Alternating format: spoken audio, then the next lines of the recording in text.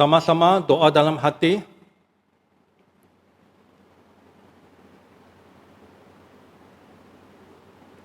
Amin.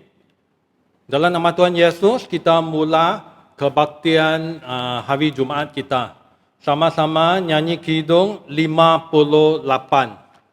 Nyanyi kidung 58.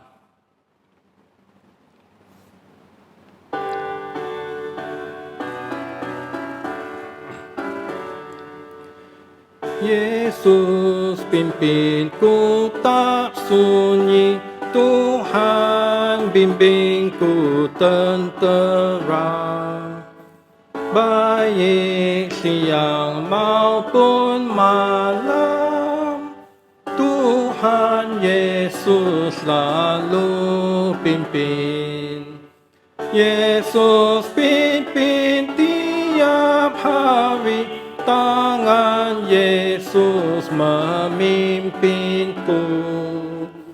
Ku kan setia ikut Tuhan, kerana anugerahnya pimpinku. Ada kala susah duka, ada kala bergembira. Baik bahaya maupun senang, Tuhan Yesus selalu pimpin. Yesus pimpin tiap hari, Yesus memimpinku. Ku kan setia ikut Tuhan, kerana anugerahnya pimpinku.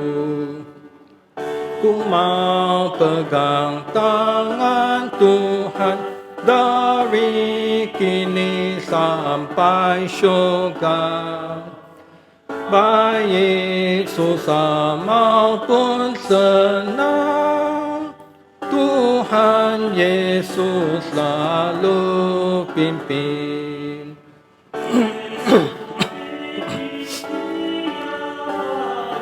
Tangan Yesus memimpinku.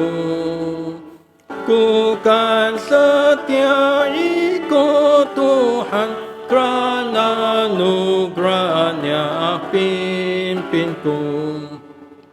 Kala sampai akhir hidup, musuh jahatku kalahkan.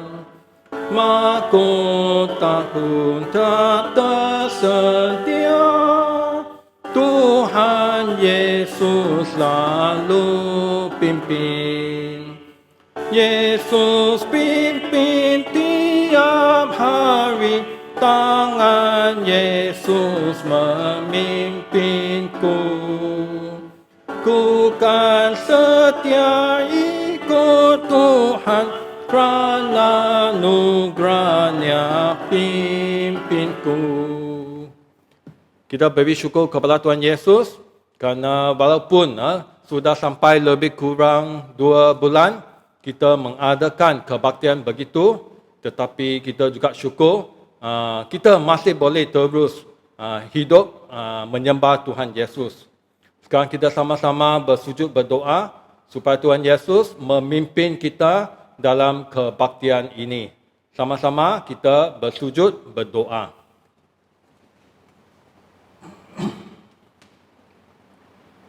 Dalam nama Tuhan Yesus kita berdoa.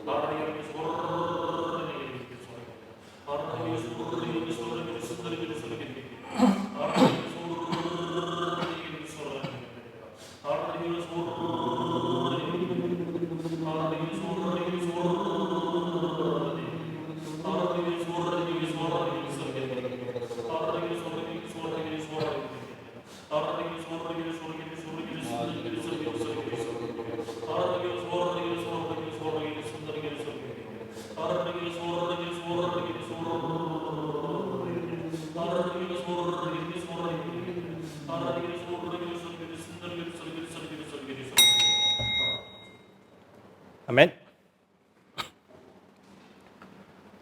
Haleluya. Dalam nama Tuhan Yesus, kita belajar dari Alkitab, pelajaran daripada Tuhan Yesus.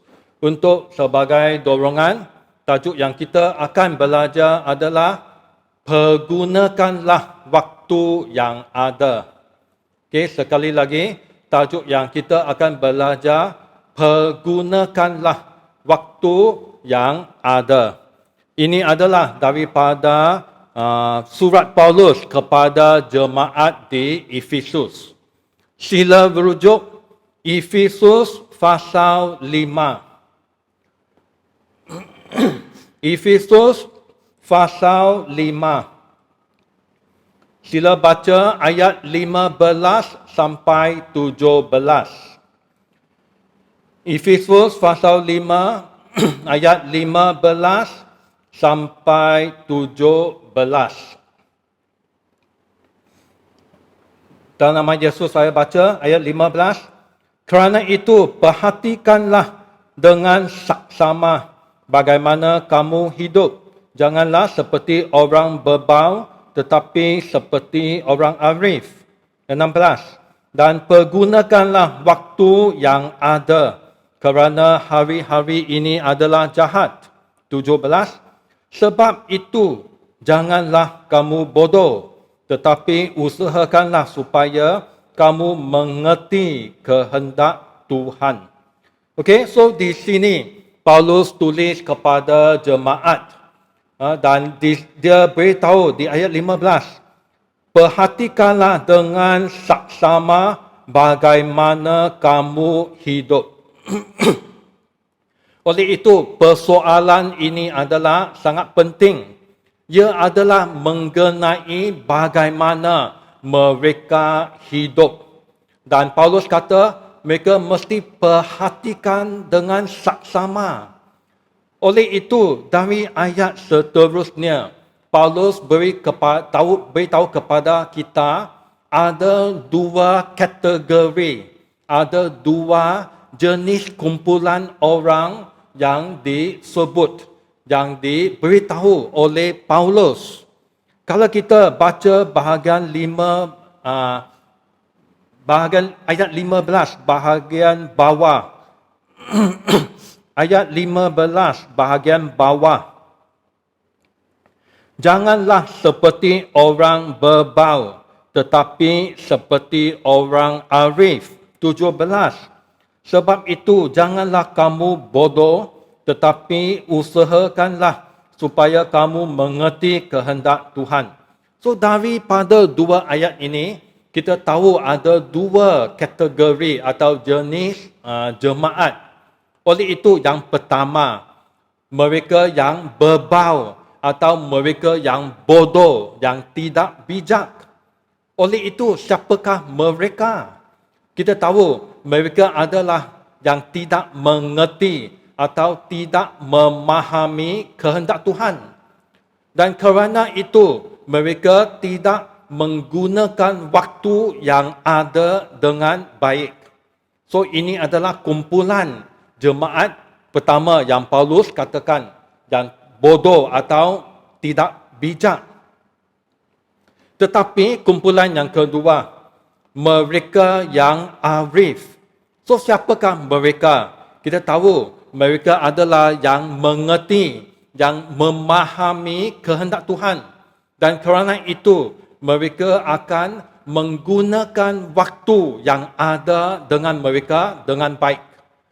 Tentu cara hidup mereka juga akan ada lebih baik.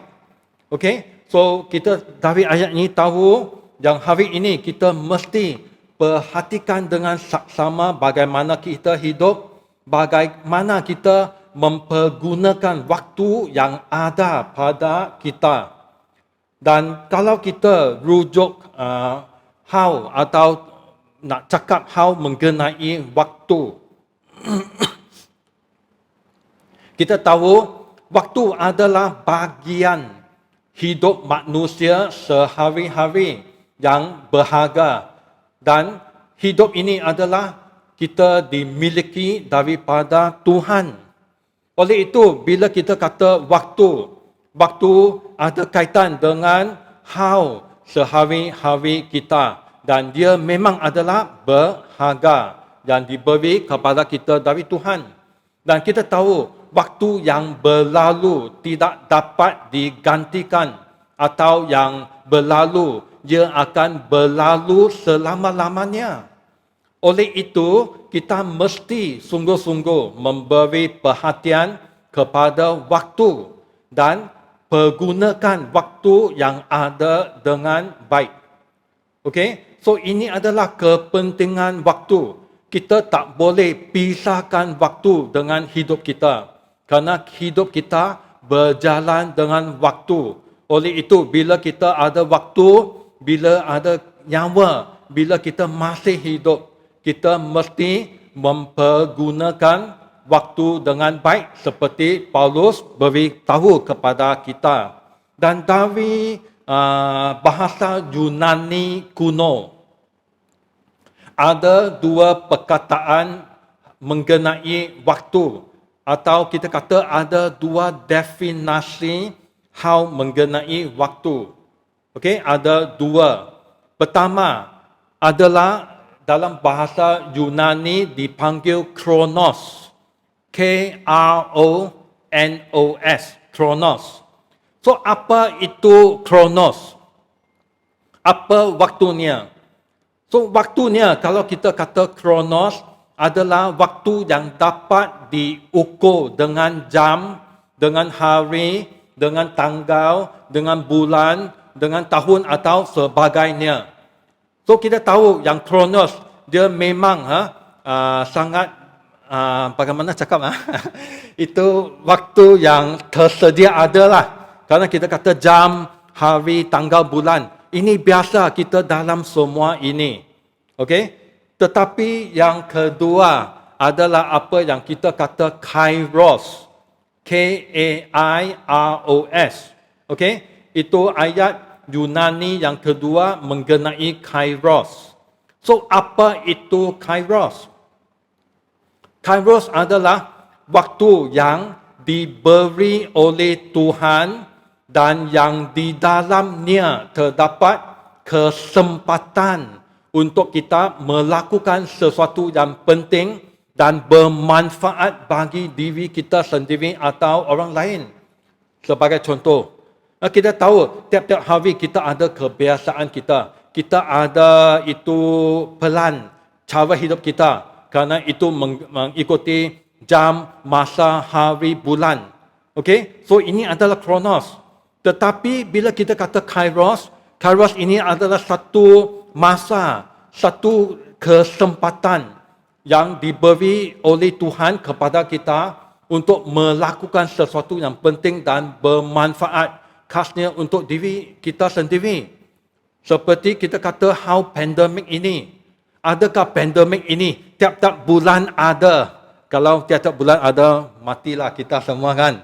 Oleh itu, pandemik ini bukan selalu, kalau kata dalam hidup saya, ini adalah pertama kali yang kita melalui.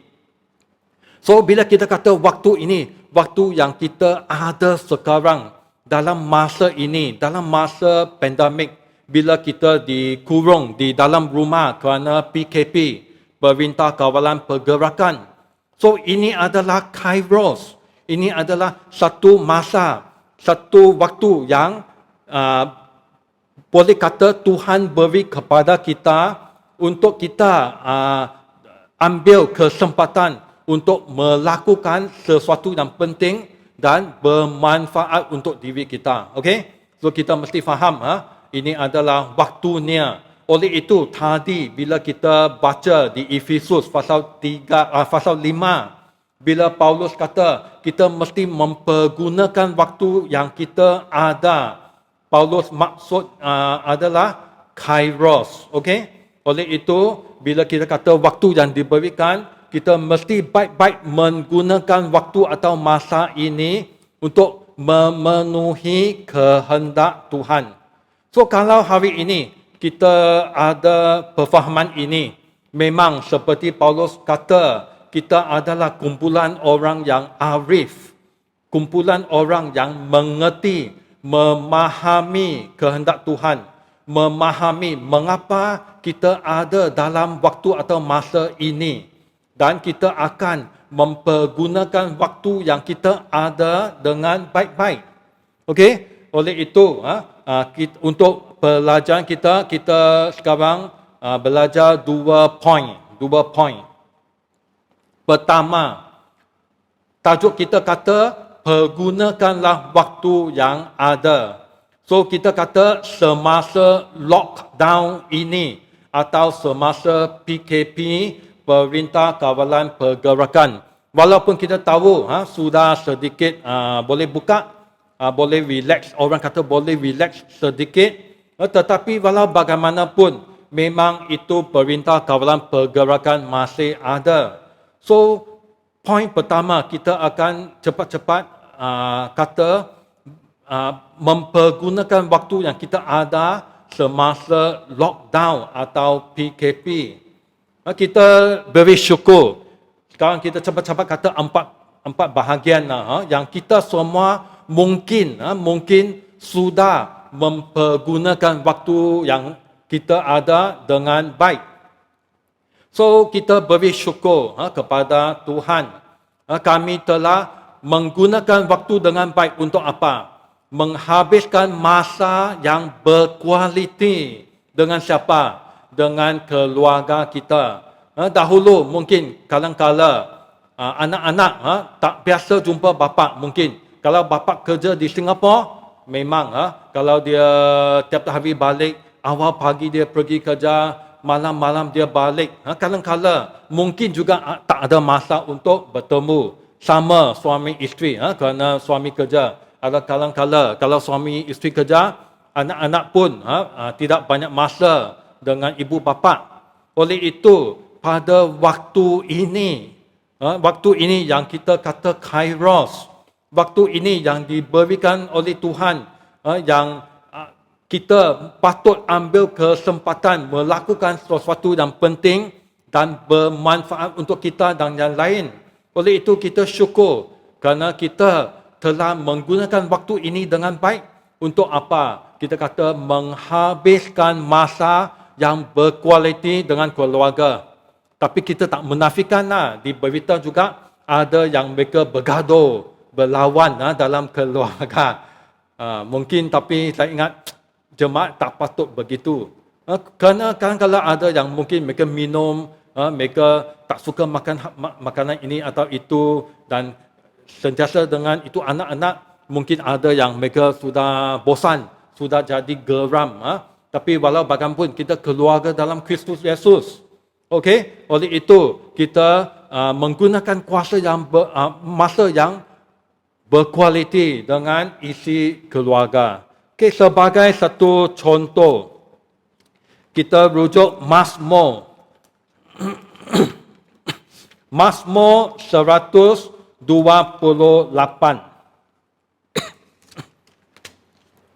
Mazmur 128. Kita tengok seisi keluarga di sini. 128 kita baca ayat 1 sampai 3. Ayat 1, berbahagialah setiap orang yang takut akan Tuhan, yang hidup menurut jalan yang ditunjukkannya. Okey, kita hidup dengan cara Tuhan, bukan cara kita. Kita hidup menurut jalan yang ditunjukkannya. Kita hidup dalam takut akan Tuhan. Dan sini kata mengenai itu bapa, kepala itu keluarga. Ayat 2. Apabila engkau memakan hasil jerih payah tanganmu, berbahagialah engkau dan baiklah keadaanmu. So sini beritahu yang ada dahulu yang kerja, tentu Tuhan akan berkati memimpin mereka terus ada kerja. Dan ayat 3, isterimu akan menjadi seperti pohon anggur yang subur di dalam rumahmu. Sini beritahu kita isteri memang dia kuat bekerja di rumah, memimpin atau bukan kata memimpin dia buat kerja rumah, tengok itu anak-anak. So sini kata anak-anakmu seperti tunas pohon zaitun sekeliling mejamu. Mejamu mereka bersama-sama makan satu keluarga. So sini beritahu kita satu senario yang sangat baik mengenai suami, isteri dengan anak-anak. Bagaimana keluarga ini diberkati oleh Tuhan. Bagaimana mereka adalah satu keluarga yang baik. Okey, so syukur Tuhan kita telah menggunakan waktu yang baik untuk menghabiskan masa berkualiti dengan keluarga kita. Terus memperkukuhkan perhubungan di antara suami isteri, memperkukuhkan hubungan di antara ibu bapa dengan anak-anak. Dan kedua, syukur Tuhan, kami telah menggunakan waktu dengan baik bagaimana untuk mempertimbangkan hubungan kita dengan Yesus. Atau kita fikir-fikir how mengenai keadaan iman kita. Okey, kita baca 2 Korintus. 2 Korintus pasal 13. 2 Korintus pasal 13 ayat 5 dan 6. Ayat 5 dan 6. Ujilah dirimu sendiri. Apakah kamu telah tegak di dalam iman? Selidikilah dirimu. Apakah kamu tidak yakin akan dirimu bahawa Kristus Yesus ada di dalam diri kamu? Sebab jika tidak demikian, kamu tidak tahan uji. So syukur bila, ayat 6. Ayat 6. Tetapi aku harap bahawa kamu tahu bahawa bukan kami yang tidak tahan uji. Oleh itu, sini Paulus kata, kita mesti menguji how iman kita, menguji how hubungan kita dengan Yesus Kristus. Okey, oleh itu, waktu ini dalam itu PKP, memang kita ada masa. Mungkin dahulu kita bersusah payah bekerja dari pagi sampai malam. Memang kadang-kadang tidak ada waktu untuk berfikir-fikir kerana terlalu banyak hal di dalam hidup kita, terlalu banyak hal dalam fikiran kita. Tetapi sekarang kita memang ada waktu ini. Oleh itu, waktu ini kita mesti baik-baik menggunakannya untuk menguji kita, selidiki diri kita, hal mengenai iman kita. Okey? So, kita adalah mesti orang yang tahan uji. Jangan takut. Kerana ini adalah hal yang penting. Kita tak boleh gagal. Kita mesti teguh, tegak dalam hal iman kita. Kita terus Kolose pasal 2. Kolose pasal 2 ayat 6 dan 7. Kolose pasal 2 ayat 6 dan 7. Kamu telah menerima Kristus Yesus Tuhan kita, kerana itu hendaklah hidupmu tetap di dalam Dia. Okey, hidup kita mesti tetap di dalam Dia kerana kita telah percaya Yesus Kristus. 7. Hendaklah kamu berakar di dalam Dia dan dibangun di atas Dia. Hendaklah kamu bertambah teguh dalam iman yang telah diajarkan kepadamu, dan hendaklah hatimu berlimpah dengan syukur. So sini beritahu kita mesti berakar, kita mesti dibangunkan dalam hal apa? Khasnya bertambah teguh dalam iman kita. Okey? So ini adalah waktu yang baik untuk mendirikan dan menkokohkan iman kita. Okey, kita baca Yakobus. Yakobus pasal 4 ayat 8 bahagian atas. Yakobus pasal 4 ayat 8 bahagian atas. Mendekatlah kepada Tuhan dan Ia akan mendekat kepadamu. Tahirkanlah tanganmu. Okey, ni bahagian bawah. So bahagian atas, dekatlah kepada Tuhan dan Ia akan mendekat kepadamu. Oleh itu, kita guna masa yang kita ada untuk terus membina hubungan kita dengan Yesus. Kita mesti terus dekat kepadanya. Fikiran kita, doa kita, semua mesti tuju kepada Tuhan Yesus. Okey, oleh itu kita mesti mempergunakan waktu yang kita ada dengan baik untuk menimbang how hubungan kita dengan Yesus dan keadaan iman kita. Seterusnya, kita beri syukur kepada Tuhan. Bahagian ketiga ini, kita telah menggunakan waktu yang kita ada dengan baik sebagai apa? Sebagai unit keluarga dalam ibadah kita. Kita beri syukur kerana kita boleh melalui perkhidmatan internet.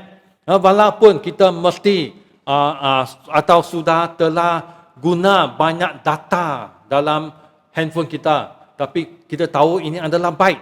Bukan tengok apa-apa yang tak beri kebaikan. Okey, tetapi kita menggunakan data kita untuk apa? Untuk bersama-sama ada ibadah kepada Tuhan. Walaupun pergerakan kita adalah dikawal, tetapi kita beri syukur kita masih boleh beribadah kepadanya. Kalau kita fikir-fikirkan, kalau saya tanya, saudara-saudari, bagaimana hidup ibadah kamu? Adakah ia lebih baik daripada sebelum MCO? Memang mereka akan kata apa? Tidak baik? Tak begitu kan? Mereka akan kata lebih baik. Mengapa? Kerana tiap-tiap hari kan kita ada mesbah keluarga. Dahulu mana ada? Dahulu mungkin pendeta dengan saudara-saudari. Satu tempat ke tempat lain ada mesbah keluarga. Tetapi sekarang bukan. Sekarang semua jemaat boleh ada mesbah keluarga sendiri. Dan syukur kita juga ada itu sesi kebaktian hari Jumaat malam, Sabtu pagi dengan tengah hari yang daripada Ibu Gereja Malaysia. Tetapi kita tahu, syukur ada banyak jemaat juga mereka selain daripada yang dari Malaysia, mereka masuk kepada itu kebaktian yang di Sabah. Syukur lebih beribadah, lebih dengar firman. So ini adalah waktu yang Tuhan mahu kita buat. Oleh itu kita beri syukur.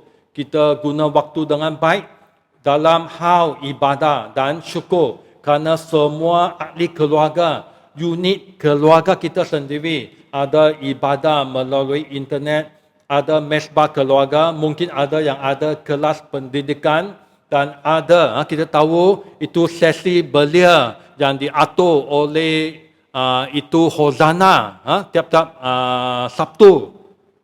Syukur Tuhan. Ini adalah apa yang Tuhan kita mahu. Kita rujuk Ibrani pasal 10. Ibrani pasal 10 ayat 25. Ibrani 10:25. Janganlah kita menjauhkan diri dari pertemuan ibadah kita seperti dibiasakan oleh beberapa orang. Tetapi marilah kita saling menasihati dan semakin giat melakukannya menjelang hari Tuhan yang mendekat. Memang hari Tuhan sudah dekat. Oleh itu, kita janganlah biasanya tidak ada pertemuan atau beribadah atau kebaktian. Tetapi kita mesti sentiasa ada pertemuan-pertemuan ibadah kita. Walaupun kita bukan benar-benar sendiri di gereja, tetapi syukur dengan seisi keluarga, satu unit keluarga, kita sama-sama beribadah. Ini adalah baik. Dan keempat kita beri syukur kepada Tuhan kerana kita telah menggunakan waktu dengan baik. Untuk apa? Untuk melaksanakan kasih sayang atau kita memberi perhatian kepada ahli anggota keluarga kita, mungkin yang ada belum percaya, saudara-saudari gereja kita atau rakan-rakan kita. So kita akan kontak mereka dengan telefon, dengan WhatsApp dan banyak lagi. Mungkin dahulu kita tak buat begitu. Tetapi mungkin sekarang kita juga ada masa dan kita risau tentang mereka, kita mahu tahu keadaan dengan mereka. Oleh itu kita kontak mereka. So ini adalah baik. Ini adalah apa? Melaksanakan kasih sayang kita, kita beri perhatian kita kepada yang lain. Dan bila kita kata kerja ini adalah kerja kasih sayang, tetapi kerja ini bukan sahaja kita buat dengan mulut. Okey, kita tengok 1 Yohanes pasal 3 ayat 18. 1 Yohanes pasal 3 ayat 18. Anak-anakku, marilah kita mengasihi bukan dengan perkataan-perkataan atau dengan lidah, tetapi dengan perbuatan dan dalam kebenaran. Syukur. Memang ada yang ada hati, mereka lakukannya, mereka menelefon dia, cakap dengan mereka. Tetapi syukur, ada yang mereka benar-benar juga melakukannya. Kita tahu ada jemaat, ada komiti gereja, mereka pergi ke rumah itu orang yang usia, ada yang tua, tak ada orang menolong. Mereka beli makanan, beli apa yang mereka perlu di rumah untuk mereka. So mereka bukan sahaja dalam perkataan, tetapi juga dalam kelakuan, perbuatan dan kebenaran. Dan syukur kita tahu gereja juga ada memberi bantuan kewangan untuk menolong saudara kita yang ada hal masalah kewangan. Kita tahu kerana ada yang dapat itu gaji mungkin sehari-hari, ada yang mungkin sudah tak kerja. Oleh itu kita syukur pada waktu ini kita dapat meluluhkan kasih sayang kita kepada mereka. Dan juga ada yang saling dorong, menolong, membina dan membangun firman jemaat dengan firman Tuhan. So di Ibrani pasal 10 ayat 24. Ibrani pasal 10 ayat 24. Dan marilah kita saling memperhatikan supaya kita saling mendorong dalam kasih dan dalam pekerjaan baik. Okay, so pada masa ini kita saling mendorong supaya kita boleh memperhatikan satu sesama lain, mendorong mereka dalam kasih, dalam pekerjaan yang baik. Kita rujuk 1 Tesalonika. Kita rujuk 1 Tesalonika pasal 5 ayat 11. Pasal 5 ayat 11. Kerana itu nasihatlah seorang akan yang lain dan saling membangunkan kamu seperti yang memang kamu lakukan. So Paulus beritahu jemaat di sana supaya mereka akan menasihat seorang akan yang lain, saling membangunkan. Okay?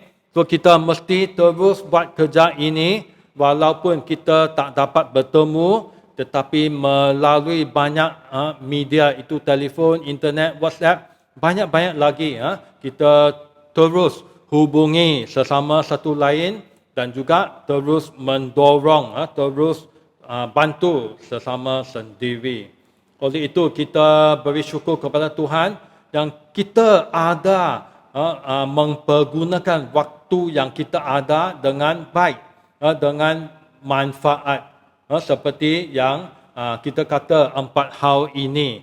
So kita beri syukur. Kita harap jemaat akan terus buat kerja ini. Kita tak tahu masa depan, memang kita tak tahu. Sekarang ada buka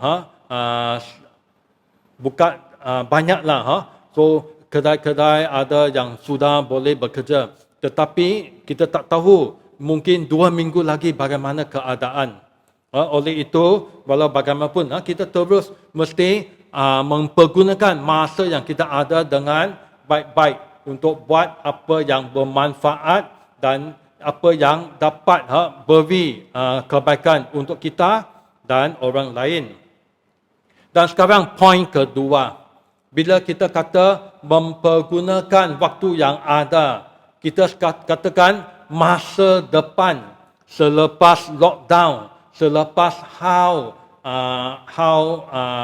itu COVID-19, selepas itu PKP. So bagaimana kita mempergunakan waktu yang kita ada? Ada memang mereka akan kembali ke diri kita yang lama. Okay? So masa depan selepas semua hal ini memang kita akan kembali kepada diri kita yang lama, menjalani cara kehidupan yang lama. So ada orang kata ini memang normal. Kerana dahulu kita hidup sebegini, dan ada satu masa berlainan, tetapi memang mereka harap dalam hati mereka, saya akan balik kepada kebiasaan saya, cara hidup saya yang lama, kehidupan saya yang lama.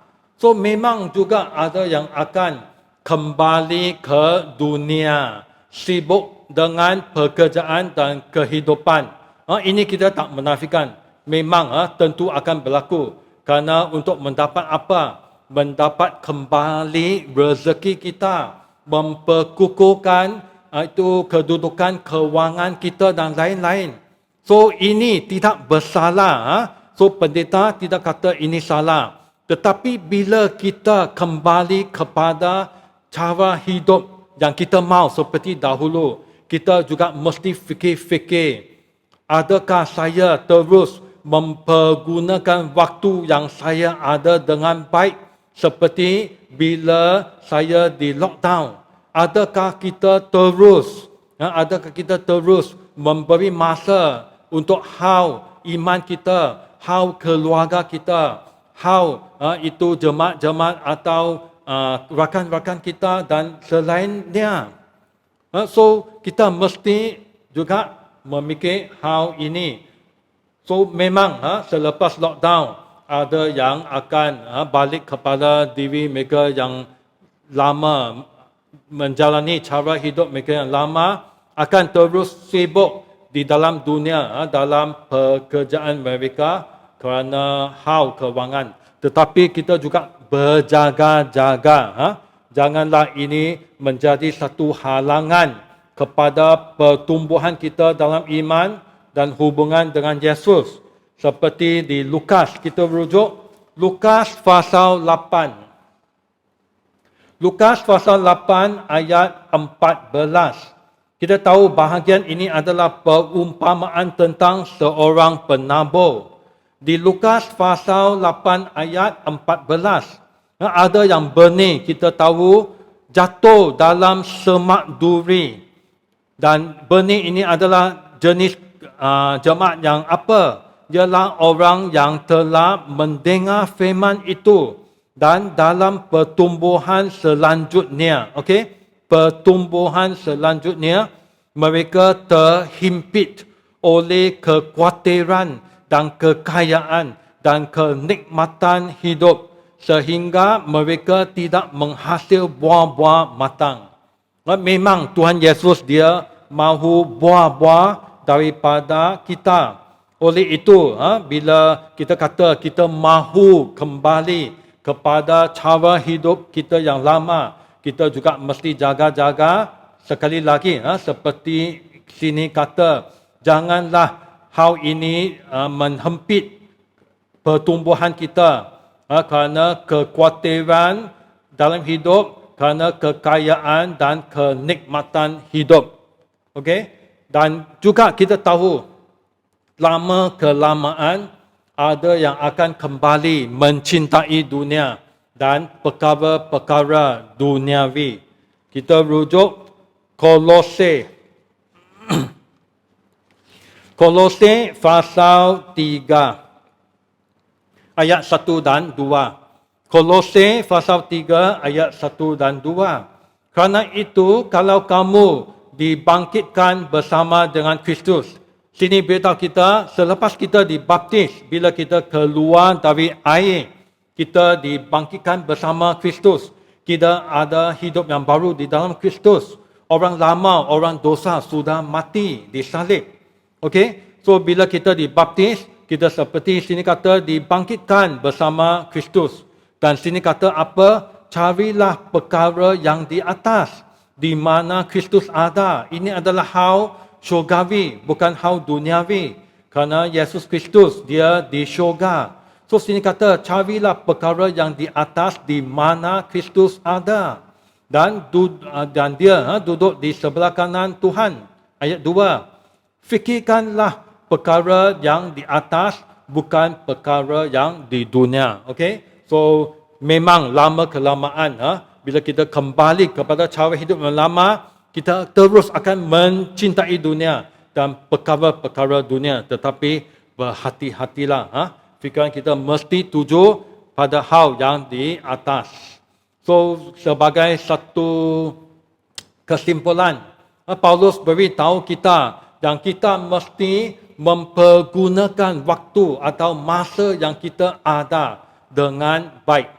Kita syukur pada masa ini bila kita di dalam pandemik ini, dalam itu PKP atau MCO, kita memang ada guna masa kita dengan baik. Tetapi sekarang ada satu persoalan.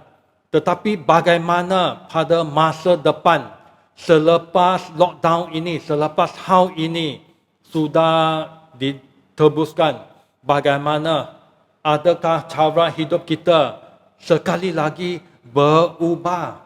So, bagaimana kita mempergunakan waktu atau masa yang kita ada? Adakah kita akan menggunakan dia dengan manfaat, dengan baik? So, kita mesti fikirlah hal ini. So, persoalan dia adalah, adakah kita kembali seperti tadi kita kembali buat apa? Adakah kita kembali seolah-olah tidak ada apa yang telah berlaku? Bila kita kata seolah-olah tidak ada apa yang berlaku, kita sudah lupa masa ini yang diberi oleh Tuhan. Bila kita duduk dalam rumah, apa perbuatan yang baik yang kita sudah lakukan? Adakah kita pada masa depan sudah lupa semua hal ini, dan hal ini semua adalah seperti tidak sudah terlepas, tidak ada apa-apa yang berlaku. So kita tak boleh fikir begitu, okey? Dan hari ini kita juga mesti mempertimbangkan dengan serius mengapa pandemik atau lockdown berlaku pada zaman ini. Memang ada kehendak Tuhan.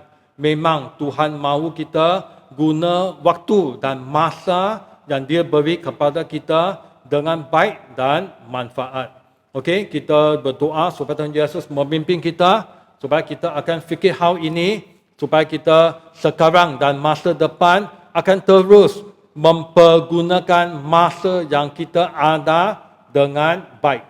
Tuhan berkati. Kita nyanyi kidung 67.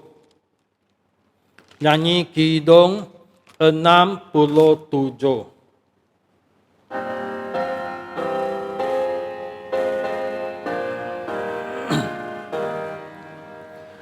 Mohon Tuhan selalu menuntunku, berilah berkat, bantu menuntunku, agar ku berjalan penuh dengan iman, tiang awan, tiang api menuntunku.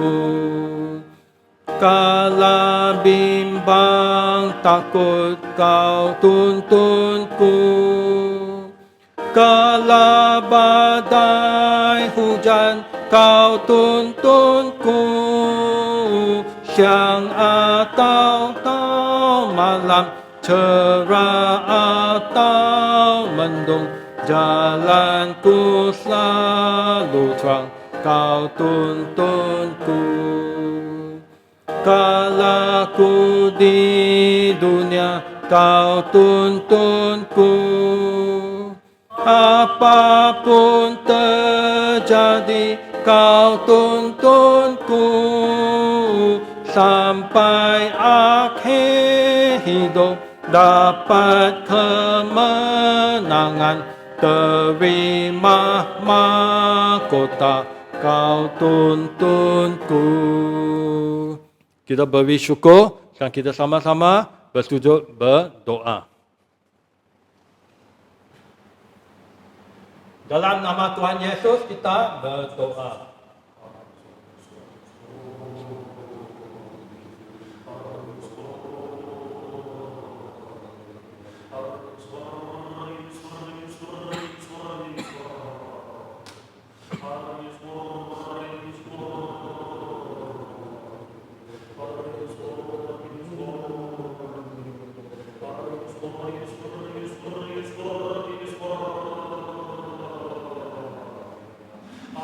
Hallelujah.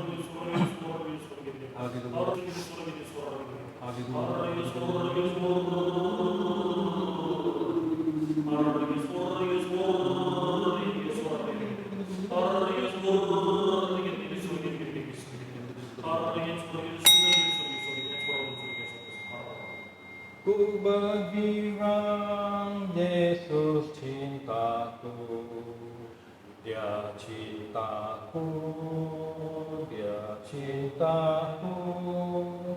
Ku bergirang, Yesus cintaku, heran Dia cintaku. Ku bergirang, Yesus cintaku, Dia cintaku, Dia cintaku. Ku bergirang, Yesus cintaku, heran Dia cintaku.